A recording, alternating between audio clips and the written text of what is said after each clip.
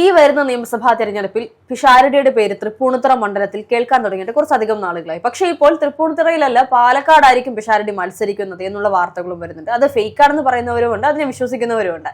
പക്ഷേ ഈ വാർത്തകളൊക്കെ കത്തി നിൽക്കുന്ന സമയത്ത് രമേശ് പിഷാരടി നമ്മുടെ ബഹുമാനപ്പെട്ട മുൻ മുഖ്യമന്ത്രി ഉമ്മൻചാണ്ടിയുടെ കല്ലറ സന്ദർശിച്ച ദൃശ്യങ്ങളൊക്കെ ഇപ്പോൾ പുറത്തു വരുന്നുണ്ട്.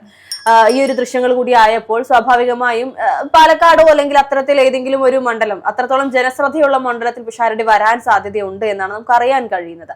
അങ്ങനെ ഒരു വരവ് ഉണ്ടായാൽ വിജയസാധ്യത ഉറപ്പിക്കാൻ, പിഷാരടിയുടെ കാര്യത്തിൽ വിജയസാധ്യത ഉറപ്പിക്കാൻ കോൺഗ്രസിനാകുമോ?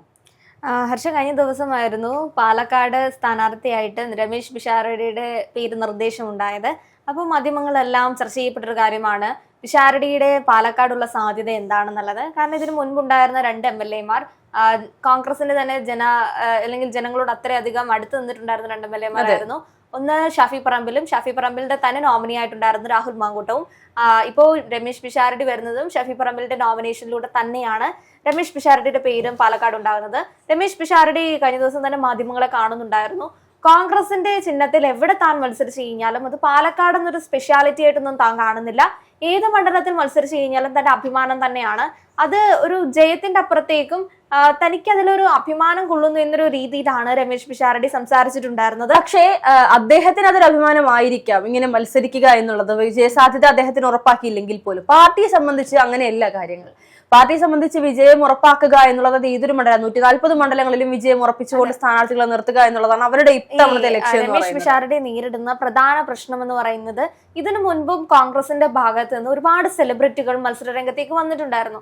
ജഗദീഷ് വന്നിട്ടുണ്ടായിരുന്നു, ധർമ്മജൻ വന്നിട്ടുണ്ടായിരുന്നു, അങ്ങനെ ഒരുപിടി ആളുകൾ ഇതേ രീതിയിൽ വന്നിട്ടുണ്ടായിരുന്നു, കൊമേഡിയൻസ് ആയിട്ടും. അപ്പോൾ അവരെ സംബന്ധിച്ച് അവരുടെ കലാമേഖലയിൽ അവർ ജനങ്ങളെ കയ്യിലെടുത്തിട്ടുള്ള ആൾക്കാരാണ്, ജനപ്രീതി ഉള്ള ആൾക്കാരാണ്. പക്ഷെ രാഷ്ട്രീയ രംഗത്തേക്ക് വരുന്ന സമയത്ത് തോൽവിയായിരുന്നു ഉണ്ടായിട്ടുണ്ടായിരുന്നത്. അതുകൊണ്ട് തന്നെ രമേശ് പിഷാരടിക്ക് എത്രത്തോളമാണ് ജയസാധ്യത എന്ന് പറയുന്നത് വലിയൊരു സംശയമായിട്ട് തന്നെയാണ് രാഷ്ട്രീയ നിരീക്ഷകരാണെങ്കിലും കണക്കാക്കുന്നത്. പാലക്കാട് പോലൊരു മണ്ഡലത്തിലേക്കാണ് രമേശ് പിഷാരടി വരുന്നതെങ്കിൽ ഒരുപാട് കാര്യങ്ങൾ, അല്ലെങ്കിൽ ഈ അടുത്ത കാലത്ത് വളരെ വാർത്താ പ്രാധാന്യമേറിയ ഒരു ജില്ല തന്നെയായിരുന്നു, അല്ലെങ്കിൽ ഒരു മണ്ഡലം തന്നെയായിരുന്നു പാലക്കാട് എന്ന് പറയുന്നത്. അപ്പോൾ ഉപതെരഞ്ഞെടുപ്പാണെങ്കിലും രാഹുൽ മാങ്കൂട്ടത്തിന് അവിടെ ഉണ്ടായ വിജയമാണെങ്കിലും അതിനുശേഷം രാഹുൽ മാങ്കൂട്ടം നേരിട്ട ആരോപണങ്ങളാണെങ്കിലും ഒരുപാട് സമരമുഖങ്ങൾ കണ്ടിട്ടുണ്ട്.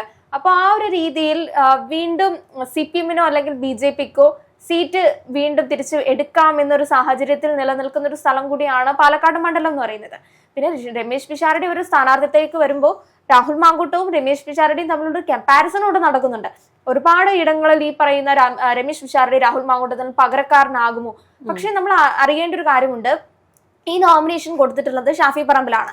ഷാഫി പറമ്പിൽ തന്നെയാണല്ലോ രാഹുൽ മാങ്കൂട്ടത്തിൽ നോമിനേഷൻ കൊടുത്തിട്ടുണ്ടായിരുന്നത്. ഷാഫി കൃത്യമായി അവിടെ ഈ പറയുന്ന ആരെ നോമിനേഷൻ ചെയ്താലും ഷാഫി മുൻപിൽ ഉണ്ടാകുമെന്നുള്ളത് യാഥാർത്ഥ്യമാണ്. ഇപ്പൊ നമ്മൾ രാഹുലിന്റെ കാര്യത്തിൽ അത് കണ്ടിരുന്നു. രാഹുലിനോടുള്ള ഇഷ്ടം കൊണ്ടായിരുന്നില്ല രാഹുലിന് അത്രയും വലിയ ഭൂരിപക്ഷം ഉണ്ടായിട്ടുള്ളത്. തീർച്ചയായിട്ടും ഷാഫിയുടെ ഒരു പിന്നണിയിലുള്ള പ്രവർത്തനങ്ങൾ, ഷാഫിയുടെ ഒരു പിന്തുണ രാഹുലിനുള്ള ഉണ്ടായിരുന്നത് കൊണ്ടാണ്. ഒരു രാഷ്ട്രീയക്കാരൻ, ഒരു കോൺഗ്രസ്സുകാരൻ, ഒരു KSU-കാരൻ സമര പോരാട്ടങ്ങളിൽ നമ്മൾ അയാളെ കണ്ടിട്ടുണ്ടായിരുന്നു. അയാളുടെ ചർച്ചകളിലുള്ള വളരെ മികച്ചതായിരുന്നു. ഓപ്പോസിറ്റ് നിൽക്കുന്ന ഏതൊരു രാഷ്ട്രീയ നേതാവിനെയും അത്തരത്തിലൊന്ന് ഒരു പിടിച്ചു കെട്ടിയിടാൻ പറ്റുന്ന രീതിയിൽ വാക്പോര് നടത്താൻ പറ്റുന്ന സാമർഥ്യമുള്ള ഒരു നേതാവാണ് രാഹുൽ മാങ്കൂട്ടം എന്ന് പറയുന്നത്. അപ്പോൾ ആ രീതിയിൽ ജനപ്രീതിയുള്ള ഒരാളെ കൊണ്ടുവന്ന് താൻ പോകുന്ന മണ്ഡലത്തിലേക്ക് പ്ലേസ് ചെയ്യുകയാണെങ്കിൽ അയാൾ അവിടെ വിജയിക്കും. ആ ഒരു സാധ്യത മുന്നിൽ കണ്ടുകൊണ്ടായിരുന്നു ഡോക്ടർ സരിന് സാധ്യത ഉണ്ടായിരുന്ന പാലക്കാട് മണ്ഡലത്തിൽ രാഹുൽ മാങ്കൂട്ടത്തിനെ കൊണ്ട് നിർത്തുന്നത്. അപ്പോൾ അത് വെറുതെ ഒരു സംശയം മാത്രമായിരുന്നില്ല, വെറുതെ ഒരു സാധ്യത ആയിരുന്നില്ല. അത് നമ്മൾ ഇലക്ഷന് ശേഷം കണ്ടതാണ്. നല്ല വിജയം തന്നെയായിരുന്നു രാഹുൽ മാങ്കൂട്ടത്തിന് ഉണ്ടായിട്ടുണ്ടായിരുന്നത്.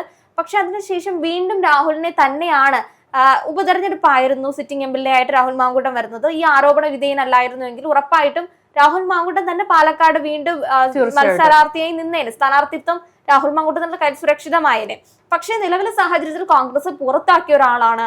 വീണ്ടും അധികം നാളായിട്ടില്ല ഇത്രയധികം പ്രശ്നങ്ങൾ ഉണ്ടായി. ഈ പറയുന്ന രാഹുൽ മാങ്കൂട്ടവുമായി ബന്ധപ്പെട്ട കേസുകൾ വന്നിട്ട് പെട്ടെന്ന് രാഹുൽ മാങ്കൂട്ടത്തിലെ സ്ഥാനാർത്ഥിയാക്കുകയാണെങ്കിൽ അത് പാർട്ടിയെ തന്നെ ബാക്കിയുള്ള ജില്ലകളിൽ, ബാക്കിയുള്ള മണ്ഡലങ്ങളിൽ പോലും അത് എഫക്റ്റ് ചെയ്യാൻ ചാൻസ് ഉള്ളത് കൊണ്ട് പാർട്ടി അങ്ങനെ ഒരു തീരുമാനത്തിലേക്ക് കടക്കുന്നില്ല. പക്ഷെ രാഹുലിന്റെ കൂടെ അഭിപ്രായം മുന്നിൽ കണ്ടുകൊണ്ടായിരിക്കാം ഇത്തരത്തിലൊരു തീരുമാനത്തിലേക്ക് കടക്കുന്നത്. ഈ പൊതുവെ അങ്ങ് ഒഴിവാക്കുന്ന രീതിയൊന്നും കോൺഗ്രസിനില്ല. കാരണം കോൺഗ്രസുമായി ബന്ധപ്പെട്ട് അത്യാവശ്യത്തിലധികം ജനപ്രീതി ഇപ്പോഴും രാഹുൽ മാങ്കൂട്ടത്തിനുണ്ടെന്നതാണ് സത്യാവസ്ഥ. ഇപ്പോൾ പാലക്കാട് ഈ പറയുന്ന പോലെ പിഷാരടി ഇറങ്ങുകയാണെങ്കിൽ ഷാഫി പറമ്പിൽ മുന്നിലുണ്ടാകുമെന്ന് നമ്മൾ പറഞ്ഞു കഴിഞ്ഞു. അതോടൊപ്പം തന്നെ രാഹുൽ തീർച്ചയായിട്ടും തന്റെ വ്യക്തിബന്ധങ്ങൾ കൊണ്ട് വോട്ടിന് വേണ്ടി അല്ലെങ്കിൽ ഈ പറയുന്ന പ്രചാരണത്തിന് ഇറങ്ങാനുള്ള സാധ്യതകൾ കൂടുതലാണ്. അയാളുടെ മണ്ഡലമല്ലേ? അതെ, തീർച്ചയായിട്ടും. ഷാഫി ഇപ്പൊ വരുന്നത് എന്ന് പറയുന്നത് ഷാഫി അവിടുത്തെ സിറ്റിംഗ് MLA ആയിരുന്നു. അതിനുശേഷം ലോക്സഭയിലേക്ക് പോയി. എന്നാലും ഷാഫിക്ക് അവിടെ ജനപ്രീതി ഉള്ളത് കൊണ്ട് ഷാഫി തന്റെ മണ്ഡലം താൻ ജയിച്ചിരുന്ന താൻ MLA ആയിരുന്ന മണ്ഡലത്തിലേക്ക് വരുന്നുണ്ട്. അപ്പോൾ രാഹുൽ മാങ്കൂട്ടത്തും അതേപോലെ താൻ MLA ആയിരുന്ന മണ്ഡലത്തിലേക്ക് വരും. താൻ തുടങ്ങി വെച്ച ഒരുപാട് പ്രവർത്തനങ്ങളുണ്ട്, അല്ലെങ്കിൽ താനായിട്ട് ചെയ്ത കുറെ കാര്യങ്ങളുണ്ട്. അതിന്റെയൊക്കെ ആ ഒരു രീതിയിൽ അദ്ദേഹം എന്തായാലും ഈ പാലക്കാടേക്ക് വരും. പാലക്കാട് നിന്ന് പുള്ളി സ്ഥാനാർത്ഥി ആകുന്നില്ല. MLA സ്ഥാനത്ത് നിന്ന് മാറിക്കഴിഞ്ഞാലും പാലക്കാട്ടേക്ക് എത്തില്ല എന്ന് എന്താണ് ഇത്ര ഉറപ്പ്? വീണ്ടും സജീവമായ രാഷ്ട്രീയത്തിൽ തന്നെ ഉണ്ടാകും. ഇപ്പൊ കോൺഗ്രസ് നിന്ന് പുറത്താക്കിയാൽ പോലും താൻ ഒരു കോൺഗ്രസ്സുകാരനാണെന്ന് തന്നെയാണ് രാഹുൽ മാങ്കൂട്ടം ഉറച്ചു പറയുന്നത്.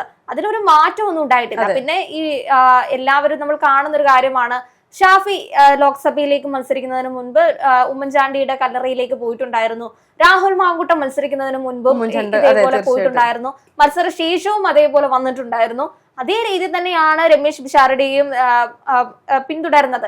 തന്റെ കന്നി അംഗത്തിലേക്ക് കടക്കുന്നതിന് മുൻപ് ഈ പറയുന്ന രാഷ്ട്രീയ ആചാര്യനായിട്ട് ഉമ്മൻചാണ്ടിയെ തന്നെ ആയിരിക്കും കണക്കാക്കുന്നത്. അതുകൊണ്ടാണ് അവിടെ പോയി കല്ലറയിലേക്ക് ഒരു പുഷ്പാർച്ചന നടത്തിയതിനു ശേഷം സജീവമായി പാലക്കാടാണ് മത്സരിക്കുന്നതെങ്കിൽ അവിടേക്കാണെങ്കിലും പ്രവർത്തനങ്ങളിലേക്ക് ഇറങ്ങാനുള്ള ഒരു സാഹചര്യത്തിലേക്ക് പോകുന്നത്. അപ്പൊ ഉമ്മൻചാണ്ടി ഈ സ്കൂൾ ഓഫ് പൊളിറ്റിക്സിനകത്തിലെ പുതിയൊരാളെന്ന രീതിയിലായിരിക്കും രമേശ് പിഷാരടി അവതരിപ്പിക്കാൻ പോകുന്നത്. അപ്പോൾ പിഷാരടിക്കുള്ള സാഹചര്യം ഇതിന് മുൻപ് കാലത്ത് ഞാൻ പറഞ്ഞ പോലെ ധർമ്മജൻ ഉണ്ടായൊരു തോൽവിയുടെ പ്രധാന വിഷയം എന്ന് പറയുന്നത് പ്രവർത്തകർ ഒപ്പം നിന്നില്ല. അത് ധർമ്മജൻ തന്നെ പറഞ്ഞ് നമ്മൾ കേട്ടിട്ടുള്ള ഒരു കാര്യമാണ്. പിഷാരടിയുടെ കാര്യത്തിൽ അങ്ങനെ ഉണ്ടാകുമെന്നുള്ളൊരു ഭയമില്ല. കാരണം നമ്മൾ നേരത്തെ ആദ്യം പറഞ്ഞതുപോലെ ഷാഫിയുടെ നോമിനേഷനിലാണ് പിഷാരടി വരുന്നത്. അപ്പോൾ ഷാഫിയെ ഇഷ്ടപ്പെടുന്ന പ്രവർത്തകർ, തീർച്ചയായും രാഹുലിന് വേണ്ടി പ്രവർത്തിച്ചിരുന്ന പ്രവർത്തകർ, അവർ പിഷാരടിക്ക് വേണ്ടിയും വോട്ട് ചോദിച്ച് രംഗത്തിറങ്ങുമെന്നുള്ളതിൽ സംശയമൊന്നുമില്ല എന്നുള്ളത് തന്നെയാണ്. ഒരുപക്ഷെ നേരത്തെ ആതിര പറഞ്ഞതുപോലെ ഈ പറയുന്ന ആരോപണങ്ങൾ ഇല്ലായിരുന്നുവെങ്കിൽ, പരാതികൾ ഇല്ലായിരുന്നുവെങ്കിൽ പാലക്കാട് ഇങ്ങനെയൊരു രാഷ്ട്രീയപരമായ ഒരു സംശയത്തിലേക്ക് കോൺഗ്രസ് പാർട്ടി ചെന്ന് എത്തില്ലായിരുന്നു എന്നുള്ളതാണ് യാഥാർത്ഥ്യം. ഈ കോൺഗ്രസിന്റെ അകത്ത് നമ്മൾ കാണുന്ന ഒരു തമ്മിലടിയുണ്ട്, ഒരു ഗ്രൂപ്പിസം രീതികളൊക്കെ ഉണ്ട്. ഇപ്പോൾ ഒരു സ്ഥാനാർത്ഥി പ്രഖ്യാപനം നടക്കുകയാണെങ്കിൽ അതുമായിട്ട് എതിർപ്പുള്ള ഒരു വശം, ഇപ്പോ ജോസഫ് വശം എന്ന് നമ്മൾ കേൾക്കുന്ന പോലെ, VD സതീശൻ വശം, രമേശ് ചെന്നിത്തല വശം എന്നൊക്കെ പറയുന്നത് പോലെ അങ്ങനെ ഒരു എതിർപ്പുകളൊന്നും നിലവിൽ ഇതുവരെ വന്നിട്ടില്ല. രമേശ് പിഷാരടി മത്സരിക്കുന്നത് നേരത്തെ തൃപ്പൂണിത്തുറ എന്ന് പറയുന്ന സാധ്യത കണ്ടതുപോലെ ഇപ്പോ പാലക്കാട് ഒരു സാധ്യത പറയുന്ന സമയത്ത് അങ്ങനെ ഒരു എതിർപ്പ് കാണുന്നില്ല. ആരും ഇതുവരെ രമേശ് പിഷാരടിക്ക് അതിനുള്ള യോഗ്യത ഇല്ല, അയാൾ തോറ്റുപോകുന്നു അല്ലെങ്കിൽ ആ സാധ്യത പറയുന്നത് ഈ ഭരണപക്ഷത്തുള്ള അല്ലെങ്കിൽ എതിർ കക്ഷികളാണ് അത്തരത്തിലുള്ള സാധ്യത പറയുന്നത് പോലും. കോൺഗ്രസിന്റെ ഭാഗത്ത് നിന്നും ഒരുമിച്ച് നിന്ന് പ്രവർത്തിക്കാനുള്ള നിലപാട് തന്നെയാണ്. അതുകൊണ്ട് തന്നെയാണല്ലോ കഴിഞ്ഞ ദിവസം 40 സീറ്റിൽ ഒറ്റ പേരെന്നൊക്കെയുള്ള രീതിയിൽ ആദ്യമായിട്ട് VD സതീശൻ തന്നെ പറയുന്നുണ്ട്, എല്ലാ തവണത്തെയും പോലെ അവസാന നിമിഷം ഞങ്ങൾ സ്ഥാനാർത്ഥി പ്രഖ്യാപനം നടത്തുന്ന രീതി ഇത്തവണ മാറ്റുകയാണ്. സ്ഥാനാർത്ഥികളുണ്ട്, നിർത്താൻ സ്ഥാനാർത്ഥികൾ ഉള്ളത് കൊണ്ടും അതേപോലെ 40-50 സീറ്റുകൾ ജയം ഉറപ്പിക്കുക എന്ന് പറയുന്ന ഒരു ചെറിയ കാര്യമല്ല. ആ 40-50 സീറ്റുകളിൽ ഒരു സീറ്റ് പിഷാരടിയുടെ പാലക്കാടാണെങ്കിൽ അത് മികച്ചൊരു വിജയം തന്നെയായിരിക്കും. കാരണം നല്ല കൂട്ടായ പ്രവർത്തനം തന്നെയാണ് മുന്നിൽ നിന്ന് നയിക്കാൻ പോകുന്നത്. അപ്പോ അതിന്റെ പട്ടിക ഇനി പുറത്തേക്ക് വരണം. പിഷാരടി പാലക്കാട് തന്നെയാണോ എന്നുള്ളത് ഔദ്യോഗികമായി അന്തിമ പട്ടിക പുറത്തേക്ക് വരുമ്പോഴാണ് ഇനി അവിടുത്തെ പ്രചരണങ്ങളൊക്കെ സ്റ്റാർട്ട് ചെയ്യാൻ തുടങ്ങും. അല്ലാതെ സ്ഥാനാർത്ഥിയാണെന്ന രീതിയിൽ അവരുടെ അതിന്റെ ഒരു തുടക്കമായിട്ടാണ് ഞാൻ ഈ ഉമ്മൻചാണ്ടിയുടെ കല്ലറയിലേക്ക്, അദ്ദേഹത്തിന്റെ കല്ലറയിലേക്ക് പോയതായിട്ട് കാണുന്നത്. ഒരു തുടക്കമാണ്. ഈ തുടക്കം നമ്മൾ കഴിഞ്ഞ 3 തവണയും നമ്മൾ കണ്ടിട്ടുണ്ട്. അതിന് മുമ്പ് ചാണ്ടി ഉമ്മന്റെ കണ്ടിട്ടുണ്ടായിരുന്നു. അത് പിന്നെ പിതാവാണ്. പിതാവായതുകൊണ്ട് തന്റെ രാഷ്ട്രീയ ആചാര്യന്റെ അപ്പുറത്തേക്ക് പിതാവിനോടുള്ള ഒരു ആത്മബന്ധം നമുക്കറിയാം.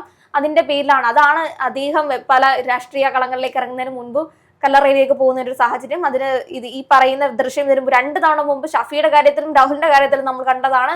ആ സമയത്ത് കോൺഗ്രസിന് പിഴവുണ്ടായിട്ടില്ല. അപ്പോൾ 3ാം തവണയും പിഷാരടിയുടെ അവസ്ഥ എന്താകുമെന്നുള്ളത് പട്ടിക പുറത്തേക്ക് വരണം. അതേപോലെ കോൺഗ്രസിന്റെ അന്തരീക്ഷം, അത് നമുക്ക് പ്രധാനമായിട്ടൊരു കാര്യമാണ്. കോൺഗ്രസിന്റെ അന്തരീക്ഷമാണ് പിഷാരടി ജയിക്കുമോ തോൽക്കുമോ എന്നുള്ളതിന്റെ ഒരു പ്രധാന ഏടായിട്ടുള്ളത്.